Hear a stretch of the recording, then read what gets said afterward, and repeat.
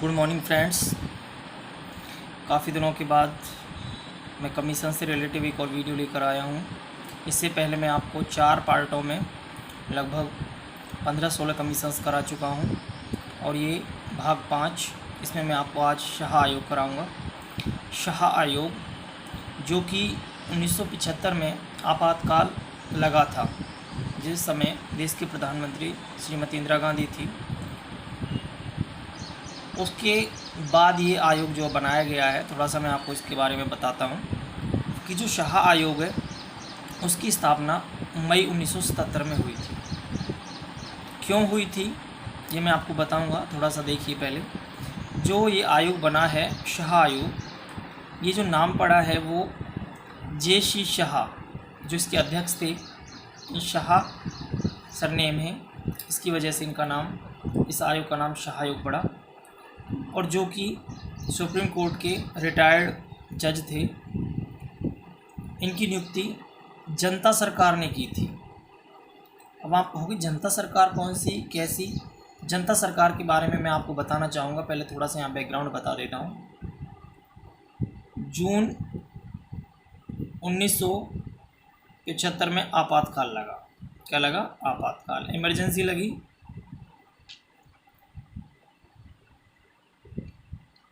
और यह इमरजेंसी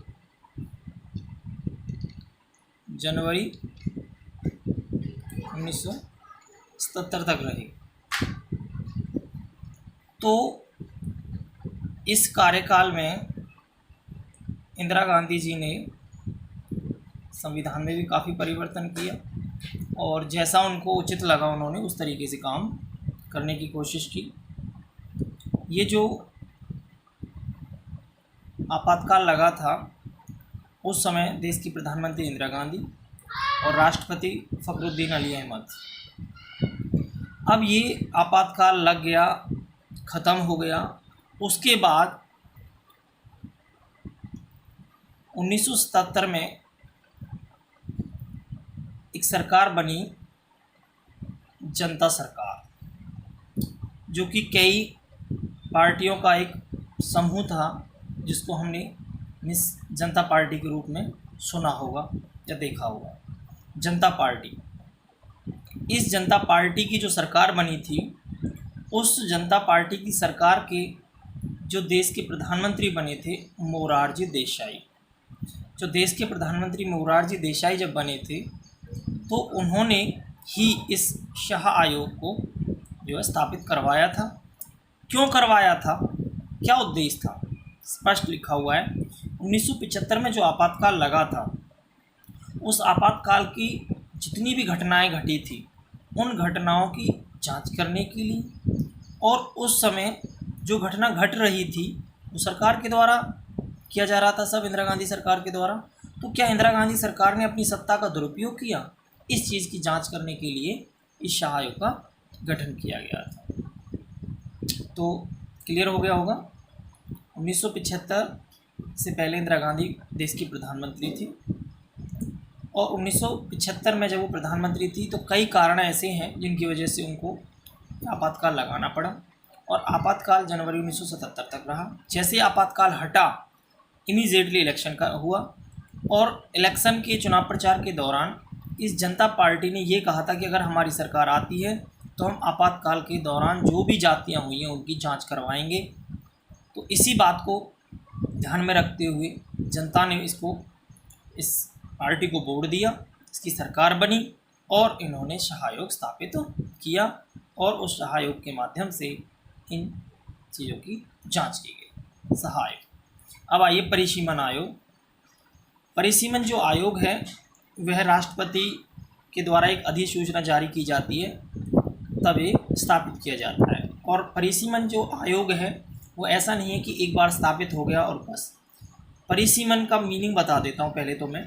ये चुनाव से संबंधित होता है, और जो चुनाव होते हैं, चुनावों से पहले क्षेत्रों का सीमांकन किया जाता है।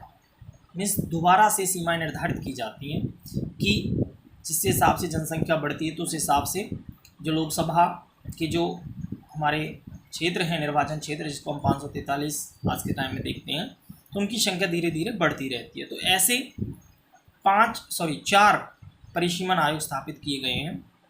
सबसे पहला परिसीमन आयोग स्थापित हुआ था 1952 में, दूसरा परिसीमन 10 साल बाद 1962 में, फिर उसकी 11 साल बाद 1973 में, और फिर काफ़ी वर्ष बाद 2002 में। तो फर्स्ट एंड लास्ट जरूर आप याद रखो, 1952, 62, 73 और 2002। 2002 से लेकर आज 2020 हो गया है, अभी तक कोई परिसीमन आयोग स्थापित नहीं हुआ है। तो रचना देख लीजिए। अब इस आयोग में होता कौन है। इस आयोग में मुख्य चुनाव आयुक्त होते हैं। इनके नेतृत्व में जो है